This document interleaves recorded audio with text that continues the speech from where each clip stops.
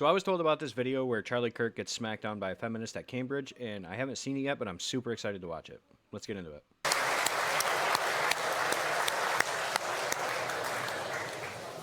So I'm a feminist. My question is about the role of women, though. What should women's role in public and private life look like, and what are the material benefits of that? Well, thank you for that. Can I take it? I don't even want to take this detour, but can we both? So before he takes his detour, what she's trying to do is explain the difference between the social aspect of being a woman and the biological. Biological woman has boobs, vagina, things that women have. The social aspect is, women are supposed to wear dresses, women are supposed to be feminine, that kind of thing. So there's two aspects of being a woman. It's not just biological. Both agree on what a woman is? Yes. What An is a adult woman? human female, it's a biological state of being that is also socially experienced. Can I please elucidate just one example of that social experience? Yeah, I was going to answer your question, but sure, go ahead. Yeah, okay. So let's say you're a member of a tribe, and in that tribe, you have the biological female anatomy, and in order to become a woman in that tribe, you have to also get a tattoo. That's a social experience that's mapped onto biological reality. So can a woman have a prostate? Can a woman have a prostate? Biologically speaking, a woman is an adult human female that has a biological reality, but it's also social experience, right? So I don't... Yeah, it's super easy. Like, can a woman have a prostate? So as per my definition of woman, I would say that people who have a prostate are biologically male, but they can sometimes be socially treated as women. Okay, got it. So women can have prostates. Got it. Okay. Oh my God, no, Charlie. What she's trying to say is that a biological female cannot have a prostate. But a person who identifies as female socially can have a prostate. If there's a man who still has all the man parts, still a man, identifies as a woman, but they wear dresses, they cook and clean, they play the traditional housewife roles, they act like a woman and feel like a woman. That subset of woman can have a prostate, if that makes sense. So you're a feminist that actually isn't just fighting for women, you're also fighting for men. So, yes, men also experience harms from patriarchy, but I argue... We're talking about the same feminism, though, just make sure. Yeah, sure, go ahead. So, men also experience harm from patriarchal domination, but I would argue that those harms come from that system of domination itself. In the same way, for example, this isn't a threat, but if I reached across and punched you in the face, then my hand might hurt. Right? So, are we understanding that there are, patterns of power? So, I would also fight for the rights of men as a feminist, just as I would fight for the rights of women. Sure. You think women are happier than they were 40 years ago? I think I would have a few responses to that. I think that women report more stress and dissatisfaction today because, not because they have more rights or because of feminism, but because they're under dual pressure to both excel professionally and also because of the domestic labor in homes that is structured around outdated expectations. So, for example... This is true. This is something that women are going through that not a lot of people don't talk about. A lot more women are feeling a lot more free because, as they should. They're able to get out of the house and work and make the six figures. They're making money, but it used to be the case that men would go to work, make all the money, come home, all the dishes were done, the house was clean, kids were taken care of, and all that kind of thing. Me and my wife, for example, she works a full-time job at a factory. I also work a full-time job. So it's not the case that one of us does these things like dishes and cleaning and then one goes to work. It's not really possible in this society unless one person makes $100,000+ a year. And especially if you live in New York like I do, even then it's still pretty hard. Together we make over $100,000 a year, but it's a toss-up. Some days I'll do dishes, some days she will. Sometimes I'll take care of my daughter all day, sometimes she will. It depends on work schedule. So women are battling with getting with men who expect them to work a full-time job, take care of the kids, clean the house, do the dishes, do literally everything while the man just wakes up, goes to work, comes home, does whatever the fuck he wants. That is a thing that women are battling with today. For example, studies like the OECD's Better Life Index show that women's life expectancy, education levels, professional achievements have risen in countries with higher gender inequality. So I would argue that what you're calling unhappiness is actually visibility, because now we hear women expressing dissatisfaction, whereas in the 50s, we prescribed them Valium and we lobotomized. What she just said goes back to an old saying, they didn't burn witches, they burned women. If a woman had issues and complained back in the 30s, 40s, 50s, they would institutionalize them in awful places where they'd be put in a fucking straitjacket, fed drugs, and told to shut up. That's not the case anymore. They may seem more unhappy today, but it's a lot more reporting. It's the same thing with autism. We're not getting significantly more kids with autism. We're getting better at finding autism, diagnosing it, and finding it, basically. It's really that simple. Yeah.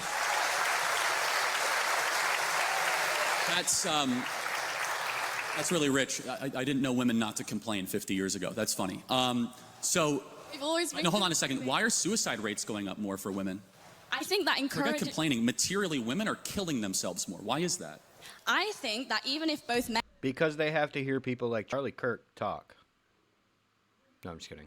I'm pretty sure suicide rates are up across the board, though. Everyone has less money in their pocket. Well, they have more money in their pocket, but less buying power. The world isn't fucking great right now. Since COVID, everything kind of took a shit. It's not that fun. Both men and women have become unhappier. Men's suicide rates have risen as well, and that's also been exponential. Can you at least concede that feminism offers only one potential explanation? There could be also other explanations. Of course, obviously, but feminism is the glaring thing in front of us where we have fertility rates down, we have marriage rates down, we have unhappiness up, and we did something in the 1960s. That's because nobody can afford to have a kid. I have a kid. My daughter was born July 20th, 2020. Do you know how fucking hard it was to be able to afford that? To be able to pay for a kid, food, diapers, wipes, all that kind of stuff. You're looking at a couple $100 a month, not that bad. But then you have rent. Average rent in the U.S. is probably somewhere north of $1,500 a month. Probably between $1,000 and $1,500 a month. My electricity bill for the last 6 months has been $500 a month. We run like 3 lights, 2 Xboxes, TV, no heater. That's it. Just baseline normal shit, and it's almost what rent used to be before COVID, just for electricity. 2 car payments that are one's $300, one's $500. Insurance is another $200. Groceries are insane. Groceries are like triple what they were before COVID. So I don't know how the fuck anyone's having a kid and living successfully now. It's insane. You can't do it with a normal job. I make $20 an hour, and I'm considered poor. Out of the universities of Brady Friedan and Gloria Steinem and all these feminists that basically said you're trapped in a home, go get a job, freeze your eggs, take birth control, and all of a sudden women are way unhappier than they were 40 years ago. And I just have to ask the question, why is that? Is it working? And maybe there are biological differences between men and women that we should respect, and that deep down a lot of women want to get married and have children. In fact, we should applaud it, and we should support it, and we should say it means nothing if you're going to go be a CEO of some shoe company or be some banker in London. What matters if you raise children and you have something to pass down long after you're gone. So what Charlie's saying here is basically women need to stay home, be in the kitchen, take care of children, and shut the fuck up. That's what Charlie Kirk wants. He recognizes that some women want that, the trad wives, traditional wives who want to cook, clean, and do all that kind of thing, be a mom. He sees some women want that, and he says, well, we should make all women do that. If all women did that, they would be happier. Fucking no. Some women are perfectly happy going and running being a CEO, like he said. Women are perfectly happy with that. Some are, some aren't. There's gray area. There's nuance. That's what MAGA doesn't understand is nuance. I think I would bring 2 points to that. The first one is just really simple, which is that you can ascribe liberalism all you want as the cause of the unhappiness. I would argue something else. I would say that it's certain economic policy that has very little to do with the social acceptance of alternative lifestyles. I would say that we can recognize that income inequality across a vast swathe of Western countries has increased, which causes all kinds of social ills, a lack of social cohesion, housing price growth doesn't correspond with wage growth, monopolies increasingly become kind of emboldened to interfere with politics, and monopolies don't prioritize social health either. I think that those offer more compelling reasons for a decline in happiness than an increase in freedom. She just said something there. Basically, the CEOs don't care about the health of their people. They care about their profit. Shareholders of United Health are suing United Health because they're not denying enough patients. After Luigi took out the CEO, they started accepting more cases. They stopped rejecting them as much. They're being sued for not telling people no enough. That's the fucking problem with America. Corporate greed. Because just one more thing, on an intuitive basis, generally speaking, people want more freedom, not less. Okay, so if that's true, why is it? Do you agree that the happiest women of the West are married with kids? I would have to look into it, but Every I think there are study certain shows, right? there are certain And studies that objectively, do we know that, right? The women with kids are not the ones tearing down statues, right? They're the ones that actually have obligations. tearing down statues. He's forgetting about the fact that the women who do report on those studies that they're happy and they have kids and they're married, they probably have a husband who makes a lot of money a majority of the time. They're not women living in a trailer on food stamps with 4 kids that are saying, yeah, I'm happy. That doesn't exist. Choose correspond to some kind of smiles per capita data set that I wasn't aware I mean, of. again, it's like, it's a little bit of a one-liner. Smiles per capita. The happy and the grateful. The happy and the grateful usually don't go burn down Wendy's in their spare time, of which we saw in our country all throughout a single summer. But as a side note, you would agree, objectively, study after study, survey after survey, that the women of the West that are married and have children, especially a lot of children, are far happier than even the ones that earn more money Except the ones that can't afford it, Charlie. correlated at the same age. So I also don't think that happiness is a very good metric, and neither do you, because you think gay people shouldn't just pursue happiness by being gay. They have other moralistic considerations to be making. So I don't think smiles per capita is a particularly convincing way to measure whether or not we should encourage women to be autonomous. I think we should maximize agency within a fair system that has reasonable parameters because it's expedient, it's good for the economy, it's logical, it's the moral thing, because if we can't prove the material harms, we shouldn't discourage it. And also, self-reported studies is a really flawed way to do psychology. It's the week before my university exams right now, and I'm standing here explaining the basic methodology behind survey collection in sociology, which you don't even think is a real subject, to Charlie Kirk. If I took one of those surveys right now, I'd check extremely miserable. But so would a Palestinian child who's been torn to smithereens. How are we going to measure? You would say extremely miserable? No, I'm kind of making a joke. No, I mean, but seriously, like, but hold on. I mean, like, that's an important point, though, is that the women in the West have it the best in the world, and yet they're way. Over 76,000 women in Texas have been forced to have their rapist baby since Donald Trump had the Supreme Court overturn Roe v. Wade. And he thinks women in the U.S. have it the best. Go talk to a woman in a Nordic country who gets to take off 2 fucking years of work when she has a baby and tell them that the women in the U.S. have it better. Shut the fuck up, Charlie. Unhappier than women of sub-Saharan Africa. There's something fundamentally wrong here. Because the women of sub-Saharan Africa have something that a lot of women in the West do not have. The women in the West have cats and they have good jobs. And the women of sub-Saharan Africa, they have a belief in the divine and they have kids. And maybe there's a connecting. I'm not really reading my phone. Well, it's fine. Sure, then you can answer without it. Fair enough. Would you agree that it's a good thing that more women get married and have children in the West? I would ask you, would you say that a sub-Saharan African woman who's experienced female genital mutilation and checks extremely happy in a survey, and I also would check extremely happy in a survey, who do you think would be objectively more happy, even if they both check the same answer? No, again, so I fully, if you want to talk about how Islam mistreats women, we could talk all day long. Like, I'm all for that. Me too. The problem she's pointing out is that when you do surveys like that, there's obviously no way to measure happiness. I mean, you probably could with like chemicals at a lab, whatever. But these people are just saying, yeah, I'm happy. Like if you went to North Korea right now with a survey sheet and went around and asked everyone, hey, how much do you love your country? Are you very happy here? 99% of them would say, yeah, I'm perfectly happy. This is great. Okay, good. So we agree. Yeah, absolutely. We actually have agree on agreement. many things. That we should shut off Muslim immigration to the UK, right? We totally agree. I think that all religious fundamentalism is bad, and if you take that logic, we should also not allow evangelical Christians into Well, the okay, UK either. hold on. So hold on a second. Hold on. That's funny. Hold on. I don't like this religion, so I think we should get rid of them.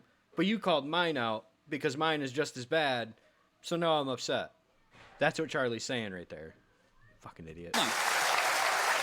Can you show me a single, what would your example, because I have 50, of a single Christian country that you would say mistreats women right now? America. Remember, 76,000 women in Texas forced to have their rapist baby because they don't allow abortions in Texas. How many women have died because they were on the table with ectopic pregnancies and couldn't get the abortion they needed to keep their life? There is a dead fucking woman right now who's being kept on life support to incubate a baby. The woman is dead. The mother is a corpse. And they're making this lady have a baby. The USA would be the answer to that, Charlie. America. Oh, really? Yes. We had a female woman vice president. We had a One female vice president out of, plus 50 or 47 presidents? One out of 47 plus all the vice presidents. And that's good enough. That means women are great here. Women get treated so well. Female vice president, a female speaker of the House. Women earn more than men in America. In Rwanda, female representation in government supersedes the UK by quite a lot. Did women get treated better in Rwanda? Okay, I might be super off this. Like, is Rwanda Islamic? Like, I'm not totally sure. I don't think it is. Like, is it? Like, I don't know, actually. It's not. So, again, we were just talking about Islam. It's a little bit of a side note, but you must be morally clear, because you brought up female genital mutilation, which is a teaching of the Islamic faith. But as a side note, like, again, this is very important, which is, I'm not here to require you to do anything or not. I'm making a simple observation, which is objectively true regardless. The women of the West are miserable, and they're miserable for a reason, because we've told them to suppress how they are made by God and pursue something else and get a bunch of trinkets and get a bunch of promotions, and they end up at 38 years old with a big flat in London, and they're miserable. And we should tell them to stop freezing their eggs and start finding their partner earlier and have lots of babies. Get back in the kitchen, shut the fuck up, and make babies, and you'll be happy, because I said so. That's Charlie's logic there. Yeah, okay, I think I'd bring two just final points to this. First one is just really intuitive, right, which is that if you actually care about women's happiness, then the solution is to structurally support them. That means universal childcare, shared legally enforceable parental leave, and in Nordic countries where women have high workforce participation and also some state support, they report higher life satisfaction than in more conservative countries, including America. So if your metric is happiness, just use satisfaction equality surveys. You just told me they're BS. So are satisfaction surveys bullshit or not? Because you told me they're bullshit. Do you acknowledge satisfaction surveys or not? You just told me that they're BS. Do you think they're we can use that as data? I don't think that yes or no? It's the only sole data set, but it is a data set that necessarily you told me they're matters. so flawed and you self-report. Okay, by the macro self-satisfaction data, I am correct. And you are right. When you have paid family... See, Charlie does have a gotcha here, because you can't claim that someone's source is bullshit and then use the same source. It doesn't work like that. You need to be prepared in a debate like that, because a small gotcha like that, for Charlie Kirk fans, means he wins the whole debate. It's over. It's done. Leave, you are happier. I'm actually a proponent of that. At Turning Point USA, we pay for 6 months when somebody has a child. I think there's a lot of agreement we can have on that. We need to encourage having more children. I think the Hungarian child policy... The thing he's not thinking about is that when you feel like you have to encourage people to have more children, you have to encourage the government to support those mothers more. You have to do that. And while Turning Point USA offers 6 months of maternity leave, a lot of places don't. A lot of places you just don't get that shit at all. As a mother, I think we have a federally one, but yeah.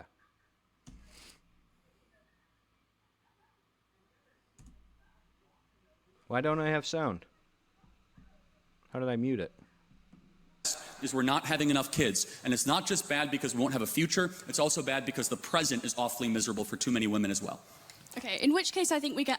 Start bringing this to a close, please. Okay, I think just one final thing, which is that in which case we get to a really interesting argument about what parts of womanhood can be demarcated to the social and what kinds of womanhood can be demarcated to biological. So, for example, my anatomy is demarcated to the biological, but the fact that I might potentially be a better nurturer than a man, I would demarcate that to the social, you might demarcate that to the biological, in which case we have differing moral scales of value. I would ask why we should necessarily prioritize your moral scale of value, which prioritizes things like the birth rate, when in actual fact there are various other moral scales of value. And if you yourself are a free market American, why is it the case that you would not, like the previous speaker noted, I've already answered, extend personal freedoms towards all spheres, including a private sphere? I believe in absolute truth claims, and it's absolutely wrong and bad when a society stops having kids to replace their own population. And then you have to import the third world, and you become the third world. Again, if people could afford to have kids, they would. Me and my fiance want another kid. We cannot afford it, and we make over $100,000 a year. That is the problem that needs to be fixed.